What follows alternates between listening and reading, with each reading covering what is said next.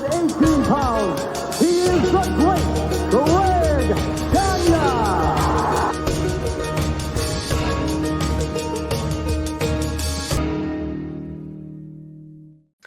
What's up, everybody? This is Dominic D'Angelo of FourHorsemenNetwork.com, OneTrueSportTV.com, and I am here usually it's every Tuesday, but it's Wednesday today. I'm with Greg Gagne and the boss himself. We're having a little straight talk. It's Magnum TA.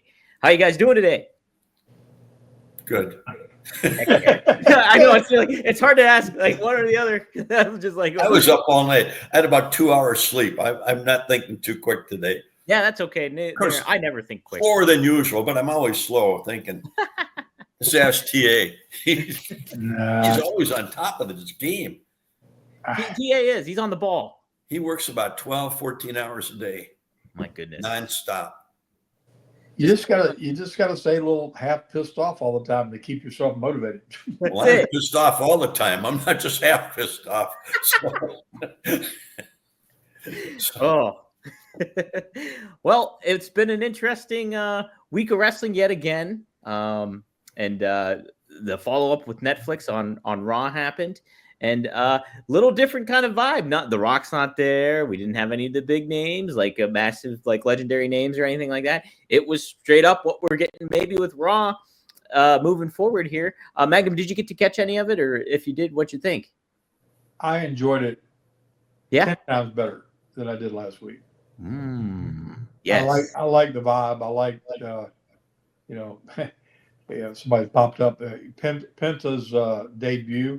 And seeing him come down that ramp and be part of that deal, I've followed his career for quite a while, and he's going to be an impact player for the organization. I mean, it's just very, very cool, legit, real star kind of deal that was made on ground other than WWE ground. So it's kind of cool to see him make his way there.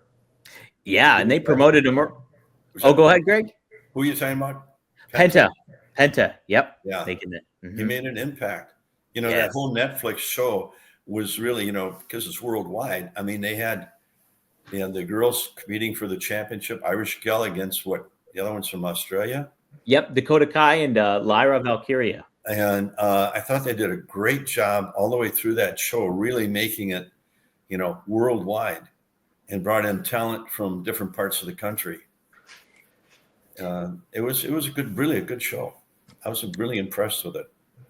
Yeah, Greg, I think that's a great point though you make up too, because we were talking on the phone earlier and you mentioned about like how all these names were from like different countries, and it didn't really dawn on me about it. It's like it really is becoming like an international product with all these different names that get in the mix, and it's only benefiting everything and making creating new characters and just giving a good mothership kind of vibe almost. It's the big kahuna. Well, they've taken wrestling to where every promoter wanted it to go. Going back to our day, I mean, all the promoters, they had their territories, but everybody wanted to be worldwide. Yeah. And those guys believed in this sport back then when it came on TV in the 50s, that it was a major competitor. And right now, after watching them the other night and listening to the way they were promoting all these other countries, I mean, they're going to be bigger than the NFL. That's my prediction. Man, it's big. Like you look at it, because like the NBA is super big, like in China and internationally wise. It's like, they got their audience in the United States, but it's just like, yeah. And wrestling is all encompassing. You know what I mean? So it's like, it's for everybody. You can go anywhere and see pro wrestling. Basically, it's quite the venture they're doing. And well, it's great for the personalities in wrestling. You get to know them through the interviews, through watching them. Through watching basketball, you're just watching a basketball game. You never really get into the personality of the individuals that are out there. And that's why in wrestling you're either successful or you're not. If you don't have any kind of a personality and you can't deliver that to the fans, you're not going to be there. And Magnum, after watching that show last week, I wasn't around him enough or that organization to know the impact he had on professional wrestling. He made an impact that was phenomenal. And, he had the body, he's got the look, he had the whole thing going for him. and he Yeah. still does. Still do. He Still do. does. I got none of it. I can still talk just a wee bit. Just a I little didn't know bit. you were on. I'm sorry. Just a little bit I there. didn't want you to hear that. Yeah, no, it. But back to that show. Yeah. The show is going to be success, and it's going to be, to everybody's point, they've always appealed to a global market. It's just that the platform itself leads in heavier with the Netflix platform.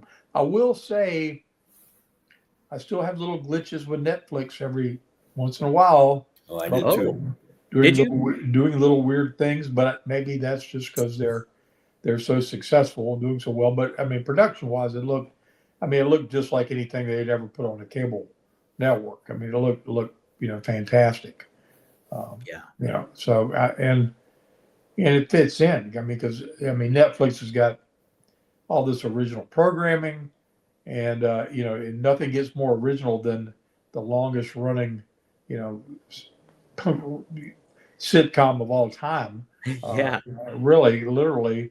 Mhm. I mean, it's there hasn't been anything else in the history of television. No. It's true.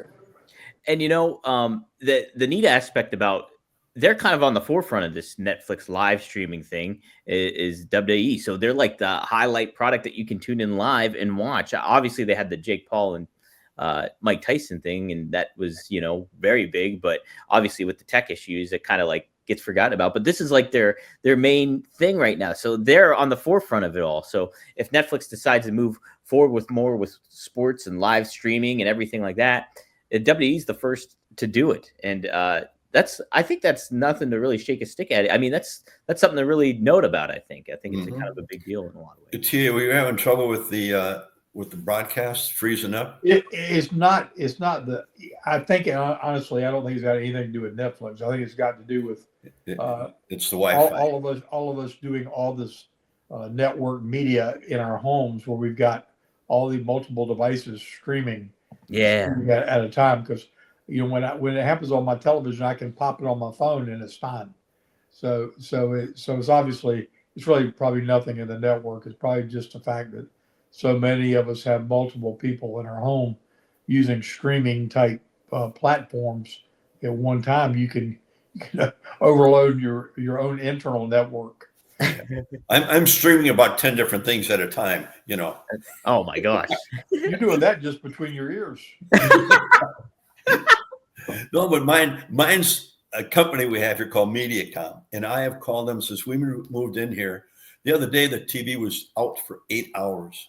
And they had a guy out here fixing them. I said, hey, can you come in and help me out? I've called the company. I said, all I get is a recording and they don't call me back. And during the wrestling, it was freezing up on me. I was going out of my mind. And then on the football game the other night with the Vikings, of course, that didn't make any difference. Not for you, no. For the whole game. Oh man, But it's your Wi-Fi system. Yeah. And maybe it's all those ice fishers out there. Oh God, I'm losing my mind. I unloaded on them the other night. Get angry, Greg Gagne over. Well, then they send you a deal. They want you to buy their phone. I said, why would I buy your phone? I can't even get the TV to work for Christ's sake. If I can't get the TV to work, what's the deal? I left them a nasty message. I've not heard back.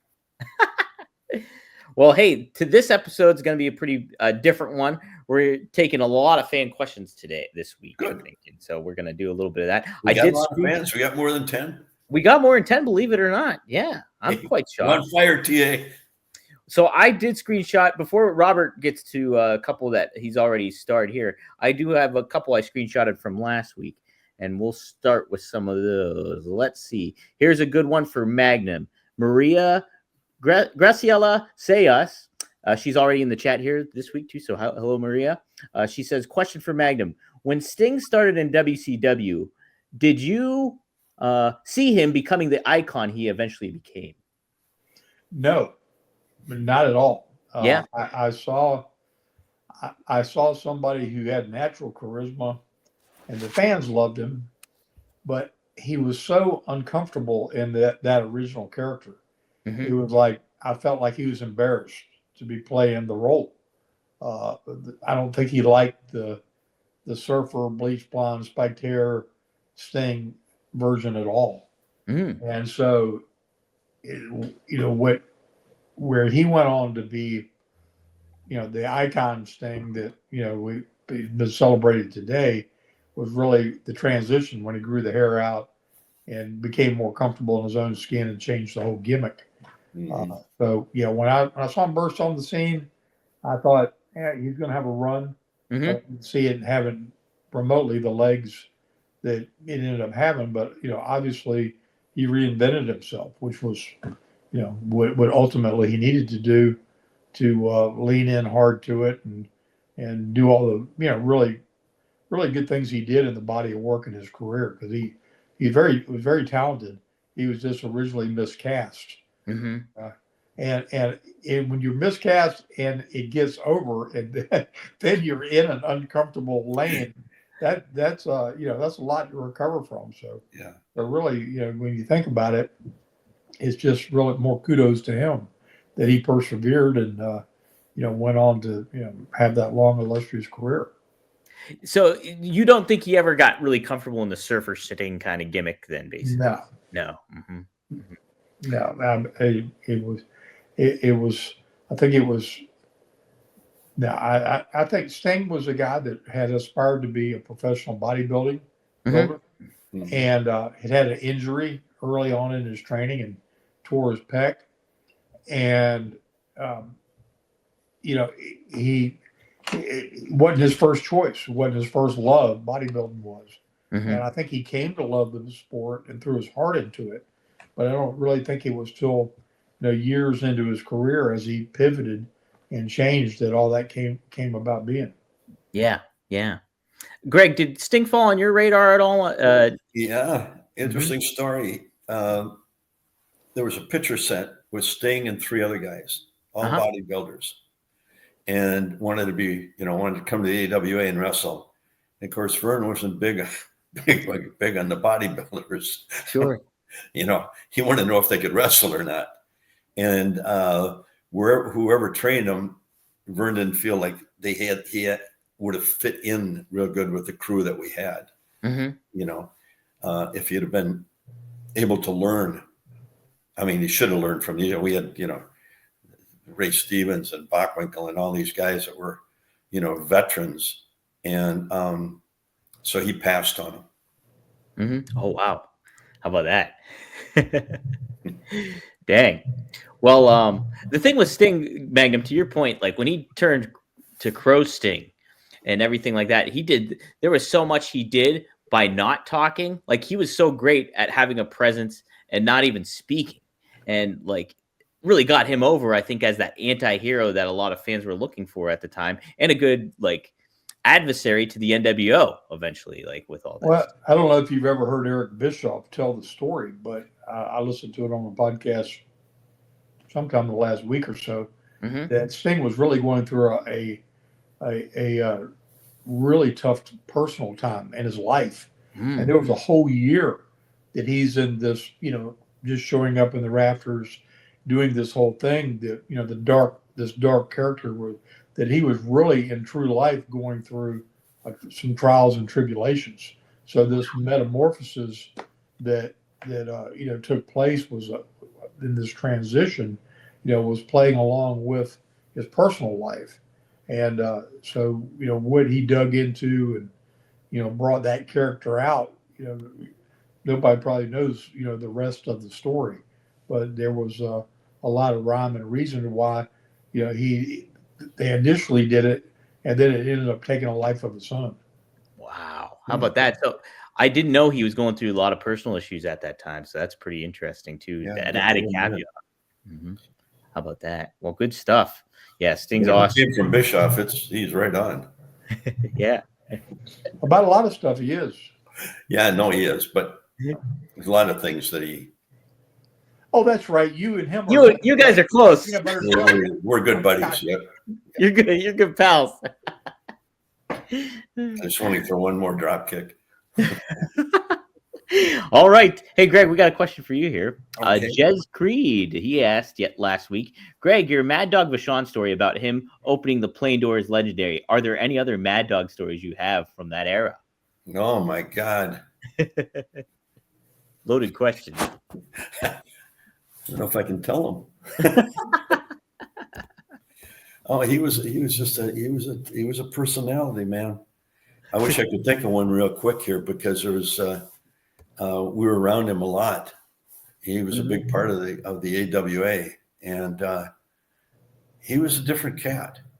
You never really knew what was going to happen when he was around or what was going to be said. I believe it. Yeah, and I remember the first time I wrestled him. Mm-hmm. I said to my dad, I said, "What do I do with this guy?" And he said, "Hit him twice as hard as he hits you." Yeah. And I went, and he says, "Good luck." And I remember I went in there and we exchanged a couple, and I got him with a really good one, and I took him down, and I had him in something, and all of a sudden he scratches my back. Oh my God. And I jumped up and he hit me again and threw me out of the ring. And I was laying there and he jumps off the apron. He did this to Jim too, came both feet on the stomach, knocked the wind out of you, threw me back in the ring. And I had hit him pretty hard. And he says, "Not that hard." Not that hard. So after he just peeled the skin off my back. But no, he was a character. And I'll think of some stories here and I'll have them for next week because there was a lot of those stories with him that I gotta be careful how I present them. Right. Yeah. Vetted a little bit. Yeah. All right. This next question was from Fernando Zayas from last week. This is a question for both Magnum and Greg. We talked about this one. Never mind. We covered that one. It was about Tully Blanchard, and was he just as good as Ric Flair? We covered that last week. Here's one for Magnum. Matthew Rodriguez. Question for Magnum. If you were back in the 80s, in the 80s, Magnum TA persona, would you have loved to face somebody like, if he were back in the 80s, persona, would you have loved to face somebody like a Hangman Adam Page in the ring in the match? Thanks in advance. Do you and Hangman think would complement one another well, or is your styles a little different? It would have been interesting. Mm-hmm. There was nobody in that era, that would have launched, some of the aerial type things like the flip over the rope and the lariat thing that minimum things that he did is really. It's so hard. I mean, I can see working with him, but the stylizations were so drastically different that some of the things that are kind of the pat deal that they, do in AEW, and particularly were things that we wouldn't have looked at quite as fondly. Yeah, we really considered the lucha was a lucha stylization, which is what I call that, wasn't as heavily embraced, for lack of a better word. I can't, for instance, imagine Harley Race standing there and him coming over the top of that little deal and hitting him and Harley, blowing a booger on him or something. Right. Yeah, but so again, it's just difference in the era. But in terms of his intensity piece that he came up with, could have been really good because you got the hustle. I mean, he's not quite as big a guy as as was the standard kind of at the time. But I mean, Tully Blanchard was only like 220. Yeah, and he could hustle and go and convince you that he could kick somebody's ass. So I'm sure that Hangman could have done the same thing. Yeah. I mean, he has the look, that's for sure. Got the look, and I really like. I like the direction they went with him. I wish they leaned into it harder. I think sometimes they they didn't know exactly how to develop that character to the degree that could have been, particularly when he was working the angle with Swerve. Yeah. It just some of the things didn't make sense with the new harder image that he had. But I think there's a lot to that whole character that he's got there that could be, could fit right in with John Moxley's group, and that whole different edgier side of the guys, Mm-hmm. and not quite so cutesy as it started out. Yeah, I'm with you on that. He would elevate John Moxley's group. I think that Death Riders thing is not hitting. I don't think it's doing very well, and they got to pivot on that, I think, at some point. But before I forget, too, I don't think I talked about. What do you think of the direction they're taking with Ricochet, too? Now, have you gotten to see what this new version of him? I like that personally. Mm-hmm.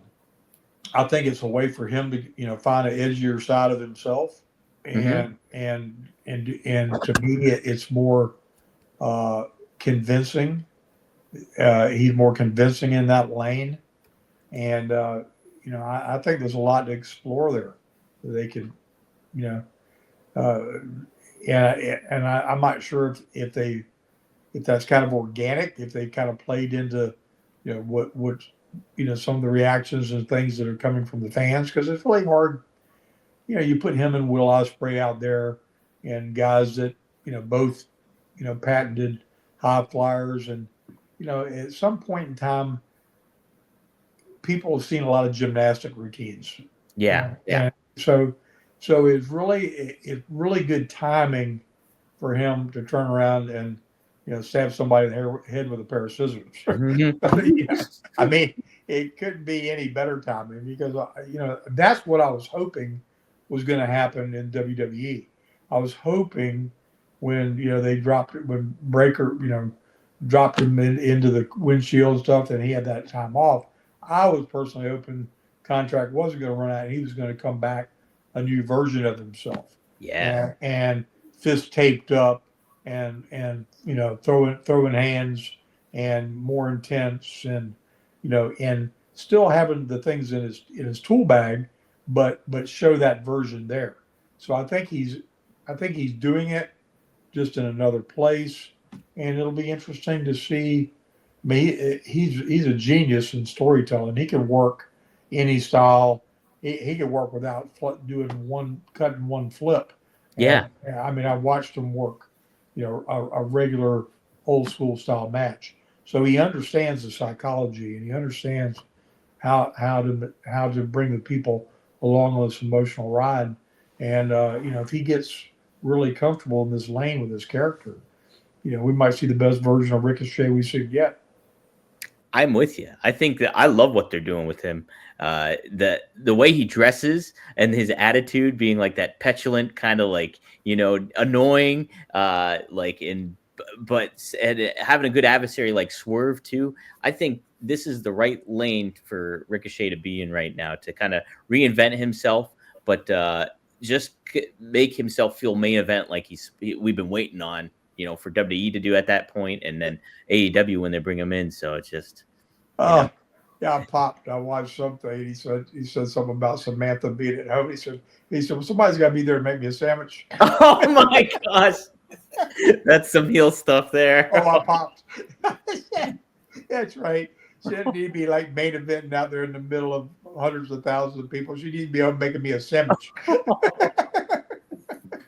Man, that's some heel stuff there. That's the way to do it, right? Yeah. Oh man. Yeah, I'm excited to see what they do. I hope they do more with him and let him kind of just have some free will a little bit. All right. I think that does it for my past week's questions. Robert, I'm going to let you make the choices of which questions you want Greg and Magnum to ask. So you pick away. He's got some good ones started. CB asks, Greg, is the way Tiffany Stratton talks on the mic a gimmick, or is she really like that for real? That's really her. I told you, she was the hardest person I have ever tried to work with in the ring. Really? Oh, pain in the ass. this attitude, you know. She'd come to. I had two other guys, two men, JDX and this Rampage Savage, and I don't know why the WWE hasn't grabbed them because they're really good. And we were, you know, working with them, and she was late for the workout. I came. I said, "Where you been?" "Well, I'm too tired. I just want to lay here and watch." She laid on the mat, and I said, "You don't need to lay there in the mat. You need to get in your car and go home. And I'm done with you. You're done. I'm not going to train you." "What?" And she got mouthy with me, and we exchanged a few words. And I said, "Get out of here. Go home." She came back about 10 minutes later. I said, "What are you doing?" "I told you to go home." I'll get in the ring. I'll work hard." She did that to me twice. But that's her attitude, you know. And it's funny. Her mom, when Tiffany started the WWE, she was there for a while. She called me up. She was in town and wanted to have lunch with her and her mom. And her mom starts, "You'd think she knew more about wrestling than anybody in the world." And what they were going to do with Tiffany and how they were going to do it. Yeah. I said, "What do you mean? What are you going to do?" "Well, we're getting a lawyer. We're going to copyright Tiffany Stratton. And what's her little saying? It's Tiffy time." Tiffy time, yeah. I said, WWE owns that. And if you start thinking with that stuff, she won't be there any longer. Oh, man, yeah. With an athlete like that. And I said, yeah, with an athlete like that. I know she's a good athlete, but you just do what they tell you to do. Yeah. And if you try to do anything like that, you know, and her parents are looking at, you know. Yeah. Well, lucky you you gave them the heads up, Greg. Yeah. So I see where she got it from, but send them the Mandy Moore story. Which one? Mandy Moore. What's that? What's that, Megan? I mean, the one. Who was the girl? Was the NXT champion? Oh, yes. Oh my gosh, Robert will know. I'm trying to think. Her name's Mandy Sachs, but what'd she go by in? Man, why can't I think of her name? There, Robert's got it. Mandy Rose. Mandy Rose. Yeah. That's it. Yep. Yeah. You know, if you cross the line, it doesn't matter whether you're on top. It doesn't matter how big you think you are. It doesn't matter what. See you when you be it. Yeah. They got such a line of talent in that pool that that you definitely want to have a good attitude and be politically correct. Absolutely. You know, one person I haven't seen for a while, and did she get hurt bad, was Jade Cardell. They took her off television. I think she's hurt. I think she's legitimately hurt. I'm not positive on that. Yeah. But I believe, she's got to recover from an injury or something. That's because she was the tag team champs with Bianca at the time too. So they had to. When you talk about the girls roster, I mean, they're phenomenal. Yeah. And I'll tell you, that Nia Jax, she is the best I have ever seen. Wow. Yeah. She is terrific. The matches she's been having, and to keep that heat that she's got, phenomenal. Heck yeah. What do you think, Jay? Oh, the best big woman, you know, without a doubt. I mean, the best ever. There's a lot. Yeah. There's too many talented women in that. To say the best ever, but no woman of size and stature, and I'm not saying height, but that's overall size. Right. She is just and it's got to be someone special. I mean, it's like Dusty. Dusty did not look like an athlete, and ended up, you know, one of the best in entertainment. Mm-hmm. And you know, she moves just amazing. Doesn't she? Size. I mean, absolutely amazing for girls that are half her size, and knows how to get all the mileage out of all the things that, rather than having to do 100 things, she can do one thing that is so devastating. It's you know, it has that impact that people have no problem believing she just squashed her like a bug. It's over. You know, it's over. I can't wait till she comes on. Really, every week I watch for her. Yeah. She's got me hooked. She's great. She adds such a great, element to the women's division that nobody else has. No. Like it's the size and the presence, and you really do, I think, need somebody like that in there. It'll be interesting to see what they decide to do on SmackDown because that women's division is stacked. But I don't. A lot of them, like I think Nia's portrayed well. I think, my goodness, Naomi's portrayed very well. I think Bailey though has kind of hit like this plateau of a baby face almost, where it's just like.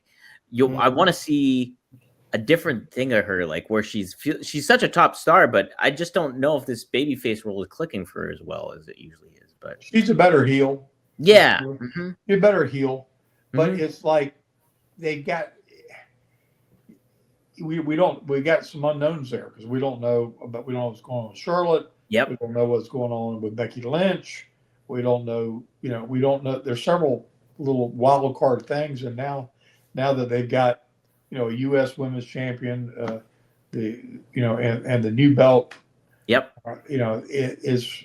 They've just got a lot of different platforms they can go on with their storytelling. So I get mixed up now. They have too many champions. There's a lot, but I think it's a little bit more streamlined than what AEW has because they have too many titles. AEW does, but at least. Yeah. At least though, with WWE, it seems they have a direction for each of these titles. Yeah, it does. They're doing a good job that way, but still, it's a little confusing at times. Yeah, for a guy like me, it's hard to keep track of a lot. Older of guys, Yeah. So now they have two secondary titles for the women: one on SmackDown, one on Raw, and then their main title. So four singles, women's singles, and then one tag team title for the women's. And then, there's a lot of titles. There's a lot. There's a lot of titles. Yeah. That's a great point, Greg. It gets a little confusing. Yes. All right, Robert, what we got next? What's the next one you want to hit? Here we go. Doug Myers. Greg, where are the old AWA rings now? Also, do you remember wrestling at the Boylan High School in Rockford, Illinois? Oh, Rockford, Illinois. I used to burn that place down. It was a hot little town. Yeah. Wrestled in Boylan High School, and it was always full, and fans were fantastic. They were just great. There in Green Bay. Oh, yeah. Green Bay, we wrestled on Sundays, and there's the arena's right across from the stadium. Wow, football. Really? So they would play football. And of course, they're all drunk, and then they'd come over to the matches. We were sold out for 3 years straight, and we'd sell out the night we had the card there for the next match. They didn't even know what the matches were. Wow. And that was they'd come over there, and they were wild. Great fans. It gives you a great atmosphere when you get in the ring. But yeah, Rockford was a really a good stop for us. A lot of fun. Now, would you ever get any Packers coming in there watching the matches? Oh, yeah, they'd come over too. Yeah. Yeah. They'd sneak in the back and have a beer with us. You can't beat that. That's great. Cool. And then what about those AWA rings? You know whatever happened to them? Well, George Kadaski was in charge. George wrestled, he refereed, he hauled the ring truck, put the ring up, took them down, drove in the snow from Minneapolis to Winnipeg and back again, 30 below zero. And he never missed a shot. Wow. But he was always go to Wally Carver. He says, "Hey, Wally, the boys, they broke a bunch of the boards. So I got to get some new ones." So Wally give him the money to go out and get new boards. And about 2 years later, we were out at his place and he had a barn built out of the all new boards. Wow. So the rings got recycled into a barn. I'm trying to tell you, that's the rest of that. He took the new ones. He didn't really break any of the boards. He didn't break any. Oh, he just took them. He would tell him. So Wally ended up buying him a whole barn. Oh, that's hilarious. Oh, God, he was a dandy. He was such a character. Scrap Iron Gadaski.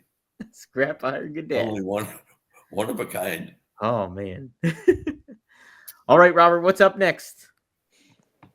Magnum, CB, do you think Vince McMahon would have put the WWF Championship on Sting if Sting had gone to WWF instead of the Ultimate Warrior? Do you think Sting had enough charisma and stuff to be elevated by Vince?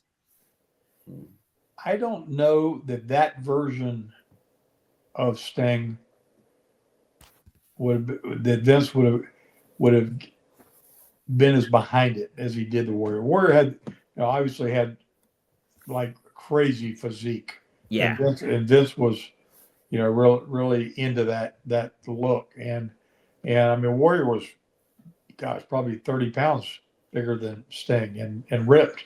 Yeah. And, I mean, and it's not that Sting, didn't look like an amazing athlete, and he was. What he could do in the ring far exceeded what the Warrior could do. Not even close. I mean, as limited as people would say, oh, Sting was when he started, he was light years ahead of the Warrior. But that look was so, off the chain because he was just, for all intents and terms, wannabe professional bodybuilder, and Vince just, pushed that to the moon. So, no, I don't think the two interchange, one for one, the same, even remotely. I don't think it would have worked out. Yeah, I'm kind of with you on that, Magnum, because you think how the Warrior character was portrayed, like the Warrior was all in on that character, like he was all like it was, to the 11. And Sting, what you were just saying was like Sting was not feeling confident in that role at that time, and so I think that could have probably been a detriment to him too at the moment. So yeah. All right, Robert, what we got next? Let's see. Anticipation. Here we go. Logan, how much will the MLW figures cost, and when are they going to be on pre-order? Any details on that, Magnum? Yes, details to come. I've got a meeting on Friday. With the head of MLW to discuss when that whole thing is going to kick off, and so hold on to your hat because we're planning the launch as we speak. Ooh, great stuff. In terms of cost, it will be. I will tell you, it will be the most cost-effective product we've made thus far. So we'll be able to pass this along at a much more attainable price to the fans. And like I said, I'm not going to put the number on it till everybody has blessed it, but I think everybody will be pleasantly surprised. That's fantastic. All right, I'm excited for it. He follows up to, are the Matt and Brian Myers figures 2-packs, are they ready to ship? They are in Los Angeles, passing customs, preparing to get on a 2-man team truck that's going to drive them straight to our fulfillment center. So I expect them to be shipping next week. How about that? There we go. A little bit of information there, everybody. I've got a little question here for the fans out there. Yeah. Who would they like to see for action figures? Yes. I just put a few things down. Tag teams, Demolition, High Flyers, Fabulous Ones, Crusher Bruiser, Sean's, Kolof's. I want to put Dusty and Magnum in there, but I think Dusty's locked up with the WWE. And how about the Nitro Girls? Ooh. Remember them with Dallas Page? Dallas Page and the Nitro Girls. Rashke, Butcher Vachon, Ox Baker, Kurt Von Hess, King Kong Bundy, Yukon Eric, Jerry Blackwell, Igor, and Ivan Putski. There's some legends right there. A good mix of them. I mean, we've got all kinds of Adrian Adonis, Blackjack. I got one. Wrestlers that played pro football. Ooh, I like that. That's a good series too. Marcus D'Angelo, my brother. I'll give you a few of them. Vern Gagne with the Bears, Wilbur Snyder, Edmonton, Blackjack Mulligan. I forget where Jack played, but I know he played I think the Jets. Wahoo McDaniels. Ooh, yes, I'd like that. Wahoo, he played against the Jets when Namath was there. He played with Namath, right? Then he played against him because didn't he play at Miami too? He played with him at New York. Yeah, and he played with him, but against him too, because I remember watching that game. Yeah. And he made so many tackles. Finally, the announcer would go, "Who made the tackle? Guess who?" And the crowd would go, "Wahoo!"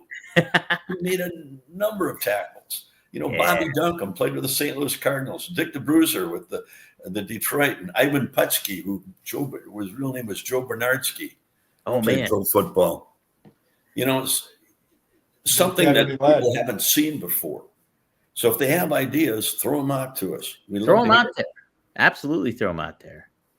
James Boys for a tag team figure, says Chrome's Odyssey. The James Boys. The James Boys. I don't know if we have them under contract or not. Mm-hmm. Interesting. TA? They're from Parts Unknown. Parts Unknown. That's why I can't find them. That's it. I found them. I know a guy. Do you?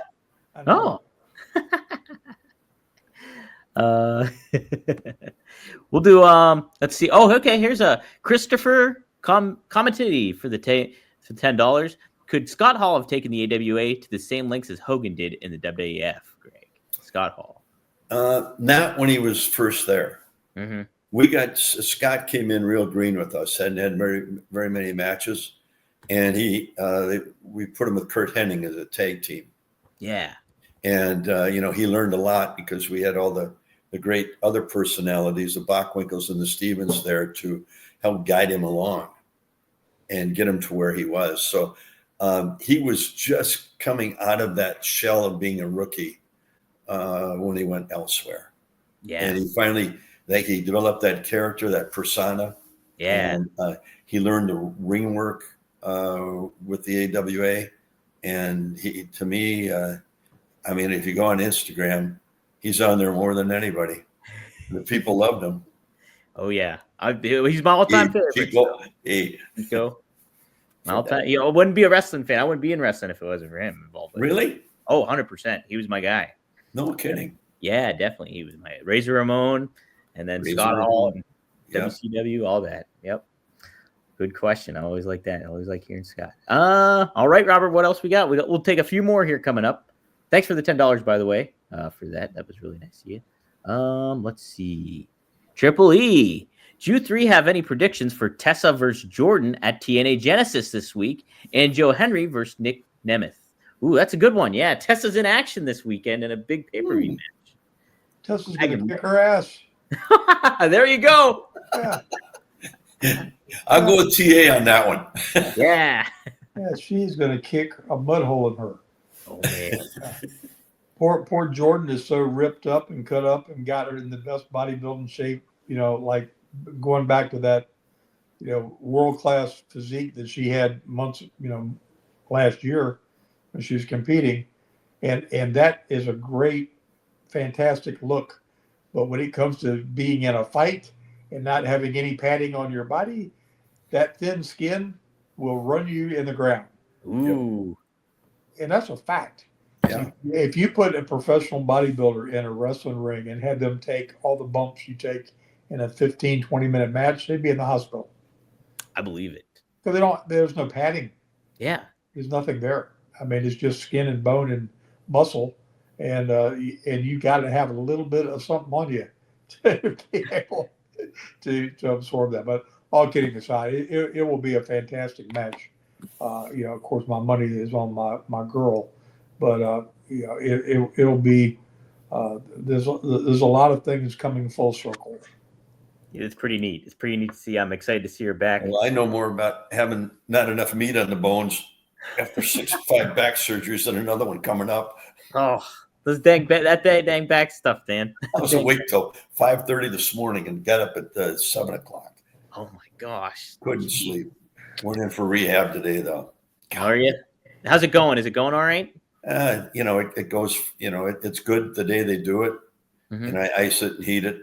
But I still have to have another surgery here pretty soon. Yeah. You're going to need more than another surgery after this sabbatical you're getting ready to go on.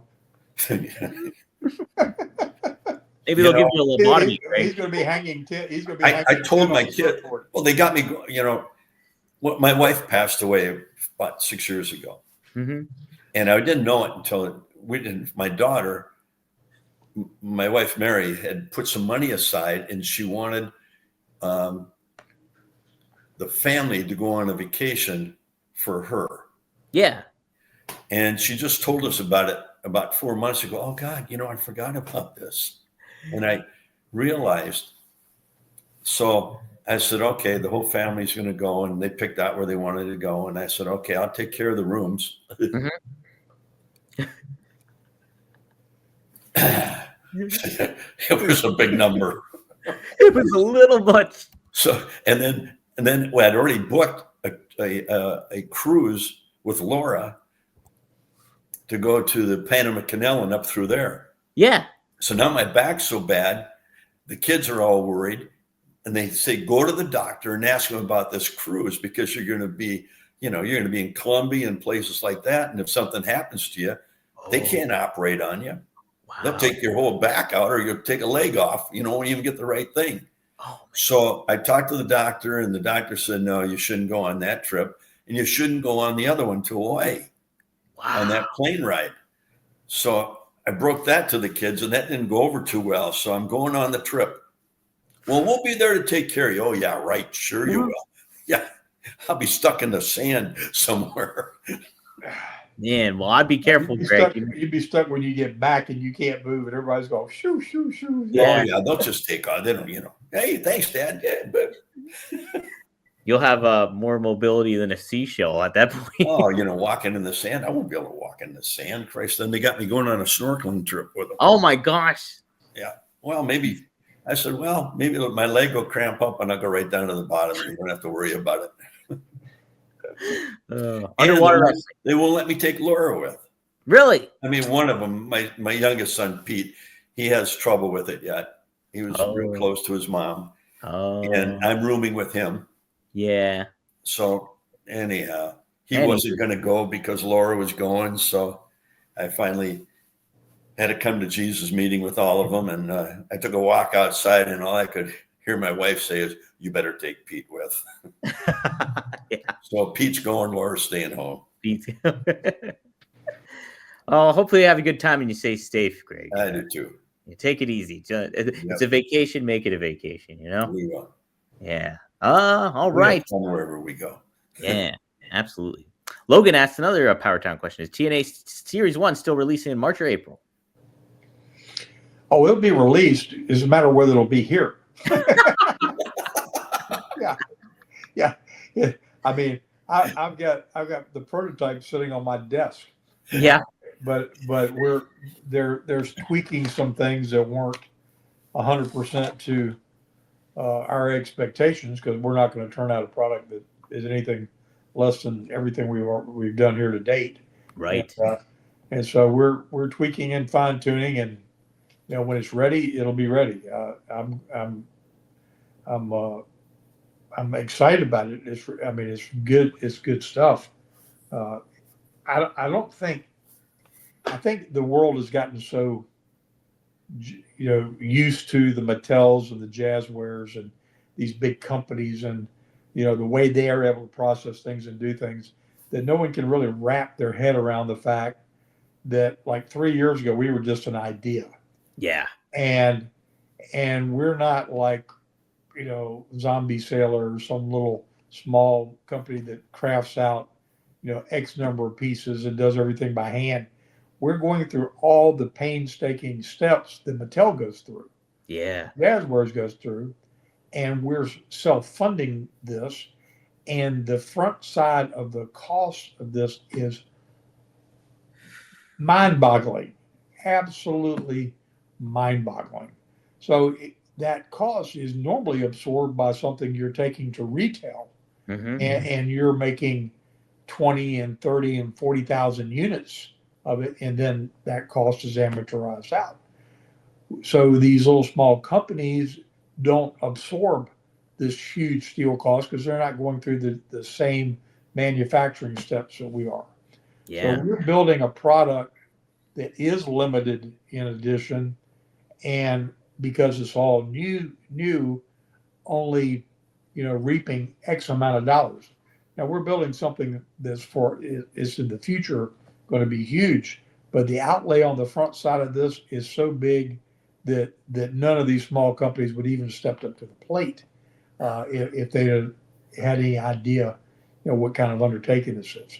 So, I deal with the keyboard warriors and the people that are frustrated, and And don't get me wrong, we have implemented some corrective actions within our own organization that's has some people completely replaced in their roles and responsibilities in order to make this the kind of company and product that the fans deserve. But in a perfect world, there is always a lapse time from from introducing something to everything going perfect to manufacturing to getting it here to distribution. It's almost like a baby. If you can accomplish all that in 6 to 9 months with everything going perfect, you're doing well. And oh, by the way, there's this thing called Chinese New Year where they shut the entire country down for the better part of a month, and you get nothing done. But all that to say, 25 is going to be a good year. We'll be delivering Myers and Cardona next week. We'll be delivering Remco's, shortly behind. We'll probably have about a 6 to 8 week gestation period while we're trying to get the other things here, meaning TNA and Ultras 2. But in the meantime, we've developed 3 new lines that we're going to have so much development done on the front side that it's going to shorten this window that people have to wait for. So we're trying to cut that down, and we're also working on lines that we're not going to pre-sell at all, that you will have the opportunity to buy when we produce them. Yeah.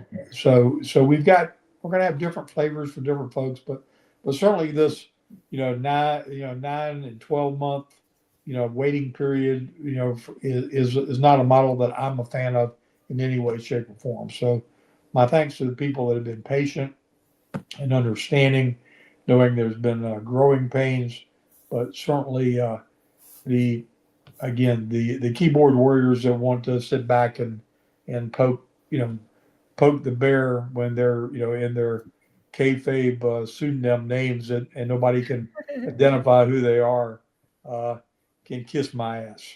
Yeah. There's a lot of them. I like them. I like that, Magnum. That's the boss talk right there. That's straight talk right there. That's straight talk. Hey, Kiss my ass. Somebody has some straight talk with you too, Magnum. It's Courtney Blanchard Allen says, Magnum, what would you like for dinner? That'll wait, Courtney. Yeah, we're doing Japanese tonight. She's not. Ooh. I know what we're doing. It's great. I bought myself a pork chop. Did you? Ooh, man. I'm gonna do some stir fry, I think, tonight. That's on my list. A little bit of stir fry. All right, let's see.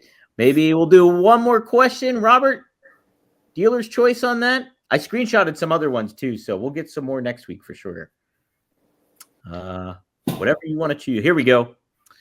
Al Tuttle says, Greg, what was Vern's reaction to the Road Warriors when they refused to drop the tag titles to the Fabulous Ones?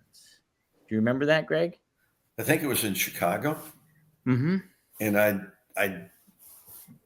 don't remember. They said they were too small. Really? That's what the Road Warriors were saying. Oh. And they were a little difficult to work with. Physically and professionally. Physically and that, yeah. But no, that was just, they were so full of a lot of things. Now, what was Paul with them during that? Oh yeah, Paul was with them. He was a shit disturber. Vern trained. Oh, was he?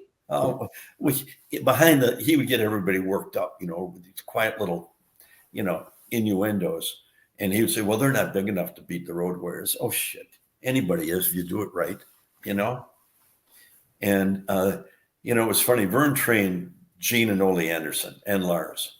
Yeah. And the Road Warriors were trained by a guy named Eddie Sharkey. I've heard Eddie. Yeah, Eddie. He's turned out some people, but when they come into the business, they're not ready for the business. They're not ready to be on top at all. Mm-hmm. They had a lot of learning to do, and they come in with an attitude that. So Vern sent Eddie wanted the Road Warriors here, and he said, well, let's send him down to Ole. Ole was a good friend of his. So he gets down to Ole, and Ole tells him, don't sell anything. Just beat the crap out of her, because they couldn't really have a match. And so that was their MO after that. When they came back, they started that with the Fabulous Ones, and it didn't go so well. But after that, I mean, we were able to have good matches with them, Jim and I, but we would do stuff that, Joe was a little out of hand one night, and took him down and worked the leg, and I put the Indian Deathlock on him.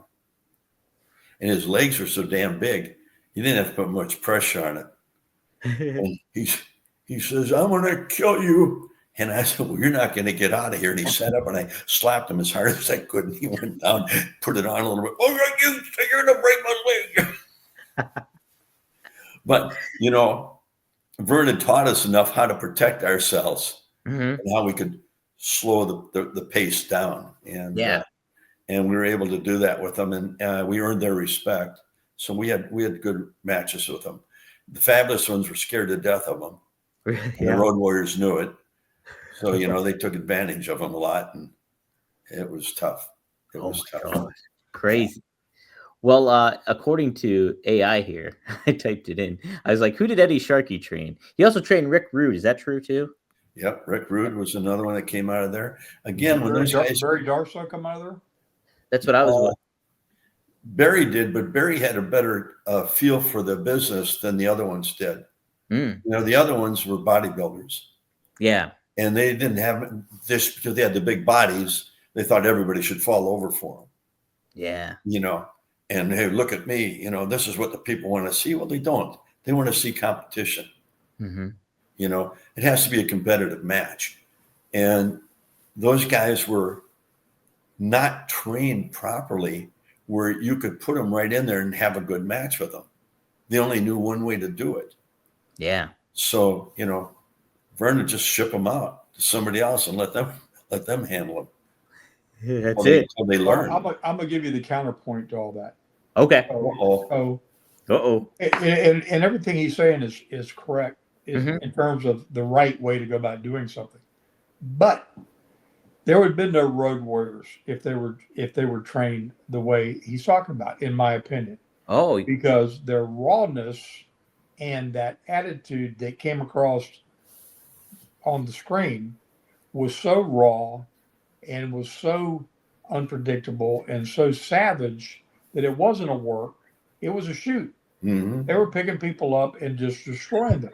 Yeah. So it created, and it took years for it to turn the way to where they could make money and draw money to what you had to do.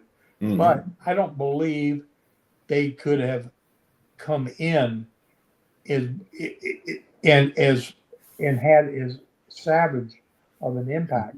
Yeah, you can work, but if you're going to come across so raw that anybody from any walk, whether they're whatever they are, they look at them and go, "Holy crap, these guys are killing people," and they were. And they were. They were. They really were. And I think I might have. I don't know if I told the story on here or not, but I mean, Jim Duggan and I worked with them in New Orleans, and when we were the tag team champions for Bill, and we were just like like Greg and those guys. We're smart. We've been working on top, but we watched these guys destroying people. Everything we've seen, they just squash jobs. They sell nothing, whatever. And they came to the ring, and we had back then you kayfabe, we didn't get to talk beforehand or anything. And Jim and I attacked them. We were horrible to them. Like we so expected them to try to goozle us up. We did that to them. Nice. And of course, we did it in a working way, but we worked so snug and we were so aggressive that they thought they got attacked like Pearl Harbor. and they brought us to the back afterwards, and Bill never did this, but they brought us back in a kitchen that was a middle ground between the building we were in, and because they wanted to talk to us, and they loved us. They fell in love with us because we were like, they thought we were crazier than they were. There you go. But it was that raw savagery that they had. Yeah. And it took years for them to dial it down, tone it down, figure out what to do business. But you got to remember, they got fed, and they were superstars in Japan doing the exact same thing, just killing people, not working, not having scientific psychology, nothing, just being, complete flipping madmen like, like Brody was and like Stan was, and, out of that mold. And not until I would say probably, the mid, probably the late 80s did they come down to a place to realize, and Paul realized too, that if they couldn't have angles and work with people or work programs and not just come in and blow in and out and be the enforcer and that attraction that came in for like 4 weeks or 5 weeks Right. in the territory, blow in and out, that they could make money. Because when they signed the deal with Crockett, and I think it was 87-ish or so, Jimmy paid them crazy amount of money for back then. I think it was like $500,000 a piece, and like $350 for Paul as manager. Wow. Yeah. And Back then, there was the luckiest guy in the world. Yeah, this is 1987, 1988. So that was huge money. And but the thing that happened, and that where everybody kind of had a aha moment, was, well, now you're in the territory, and now you're not going in and out, and now you got to be able to work with the Midnight Express or the Road Warriors, or the Russians, or whoever they put you out Rock there and Roll with. Express. And if you don't have a program, and they started using Paul for the out on some of the times when they weren't getting their hand raised, and they started to figure out how to negotiate and navigate all that. Yeah. And, but back to my original statement, had they come through the system, would they have been way better technicians and everything else? 100%. But would they have been able to be as off the chain as what they came across, and as raw and savage as they did? Maybe not. And Maybe not. No. And they may not have made that original Road Warrior impact. When that flipping Iron Man music came on, you better have your stuff together. I don't care whether you were across the aisle from them, or you were a partner with them, or if you were in the aisle with them coming down, you better have your stuff together, because they could bump into somebody and knock them ass over tea kettle. Yeah. But they were, deep. They were good guys. Mm-hmm. They were all the best. They just came in and didn't realize what the sport was all about. Well, to my generation, like I look at that, like Goldberg was like that for probably my age. Yeah. Like he would come in just a raw football player, not really trained in the ring. So like what he was doing, like was like legitimately like hitting people. Well, he was, because he couldn't follow his own interests. His interest was great. He came through the smoke. He blew the smoke out of his nose, and he came in there and a couple punches, kicks, and a jackhammer suplex, and it was over. Yeah. Right? Yeah. And he had the gazillion match streak. They're the only people I know that can make a streak go up 45 days in a month. But they were I mean, it was really masterful what they did with them.